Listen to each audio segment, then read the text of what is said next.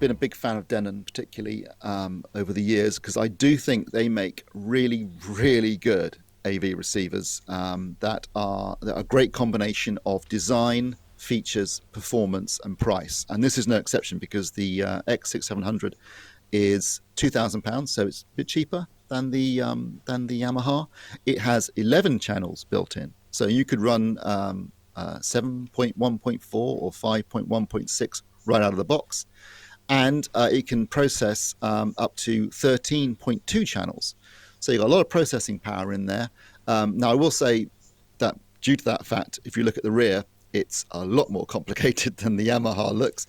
There are a lot more speaker terminals, a lot more inputs. I think Denon could maybe simplify things a bit. But what I will say is that whilst that might look daunting and intimidating, the setup wizard on the Denon AVRs is superb. Really, really good. It takes you through the whole process step by step. It makes it as simple as you could possibly imagine. And you've got Odyssey room correction as well, which again is very easy to use. So actually, whilst it might look intimidating from the rear, setting up this AV receiver and getting the best out of it is actually incredibly easy. And I do think that Denon has the best user interface and setup wizard of any of the manufacturers, apart from Marantz, who are a sister, a stablemate of Denon, so they have basically the same.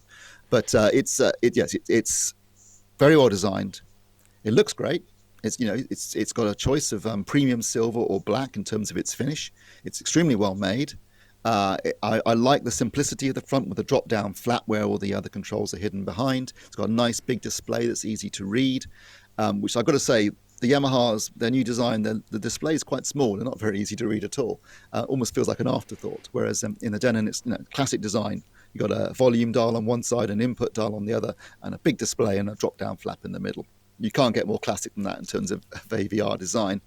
But it is an 8K receiver, isn't it? So are we going to see a lot of 8K stuff coming along in the near future, or is this for people who are thinking, I'm only going to do this purchase once in the next few years, I just want to future-proof this purchase? Yeah, that's the logic behind HDMI 2.1. It's a standard that's future-proofing the products. I've got it so that it supports everything that could come along in the next 10 years. So, 8K at 60 frames, 4K at 120 frames, Dolby Vision, HDR10 plus, anything you can imagine that's in the pipeline in terms of video or audio, HDMI 2.1 can support it. Now, one thing I will say about Denon, though, is that only one of the HDMI inputs is HDMI 2.1, whereas I think all of them are on the Yamaha.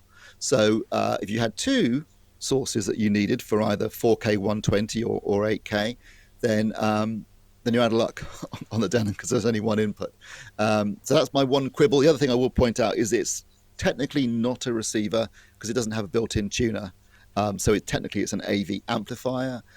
So if you're an AM FM nut, then you won't get a tuner on this. There is a tuner on the Yamaha, so that is a receiver. But that's one of the reasons why it's AVC X6700H rather than AVR X6700H, because it's not technically a receiver. But apart from the tuner and only the one HDMI 2.1 input, I would say this is possibly one of the best spec receiver / amplifiers you're gonna find on the market, and it's not it's competitively priced.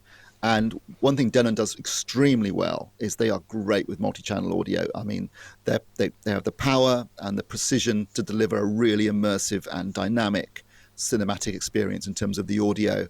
I would say if you're more musical orientated, you might want to go for the Marantz, which is a stablemate, which I'd say is slightly more musical, but Denon I think is better for movies. But Denon does include, along with Marantz, does include their HEOS multi-room system, which is a bit like the Music Cast system on the Yamaha. So if you want to have a system throughout the entire house that you can listen to things in different rooms or throughout the entire house, again, this does form part of that. It also has all the other things you'd expect these days. Amazon, Google Assistant, Bluetooth, AirPlay 2, and obviously Wi-Fi. So very highly spec piece of kit. Sounds fantastic, great with films. I mean, I really do. I've always been a big fan of Denon, and this does not disappoint in terms of performance, value, and features.